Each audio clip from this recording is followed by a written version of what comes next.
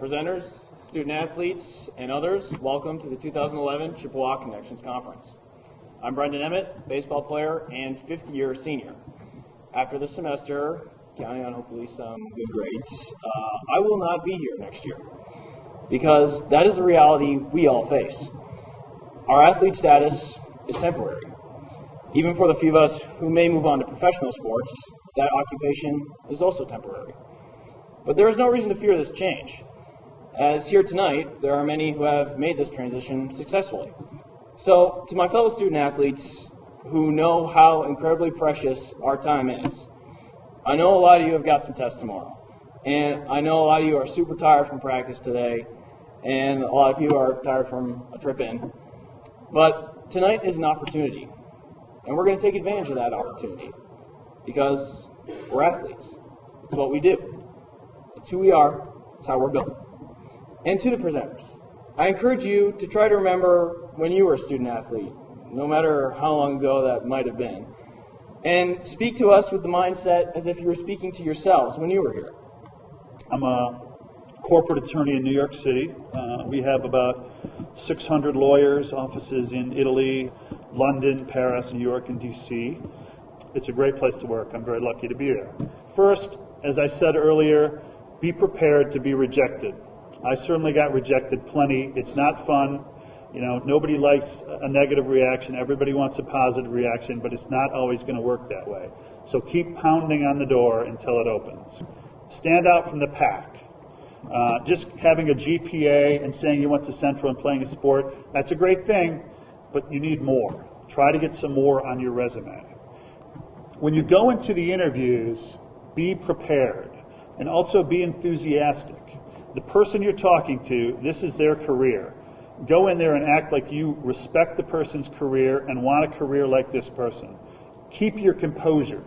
There's some famous stories about McKinsey Consulting and some of these other places where they like to see how you handle stress. And you'll go into the interview and they'll say, "It's hot, can you open the window?" And it'll be locked, but they don't tell you, and you're over there doing one of these things on it. They just want to see how you handle the stress of the moment coming back. One last question you should be prepared for that people love to ask is, what's your greatest weakness? The correct answer always is, I work too hard. That's a great answer. When I started at Wilkie Farr, there's 30, 35 of us, and one of us made partner. It was me.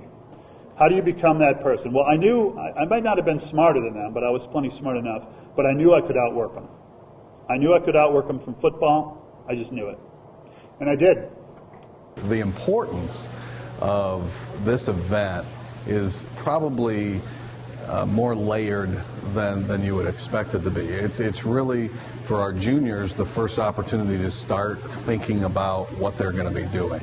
And then for our seniors, it's, if they haven't had the wake-up call yet, they've had it now. And then thirdly, I think the most important thing is what it says in the name, the connection that we can make between our alumni and our student athletes.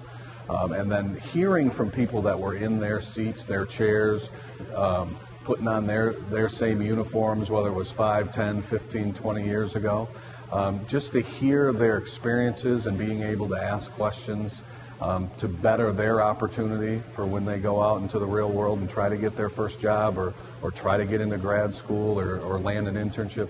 I think it's extremely important for all of our student athletes that attend this event. I've said it before a couple times, that NCAA commercial always sticks with me. Most of us are going to be going pro in something other than sports. And it's kind of a harsh reality for some of us, but it's a reality nonetheless. Our goal of this thing from the onset was to provide a different opportunity other than a career fair to give our student athletes some career development as part of our Athletic Directors Leadership Series, our Life Skills program, our Student Development program.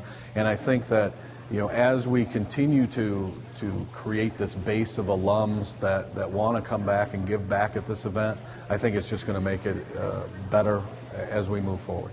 The best piece of advice that I learned tonight, I think I learned a lot of things from Ryan Kermeans. He's a baseball alum, just talking about the interview process and how we can sell ourselves as student athletes, just the skills that we have, that we get every day in practice, just hard work, teamwork, the things that we can understand maybe on a different level just because we've been through it so much through our 4 years of competing here.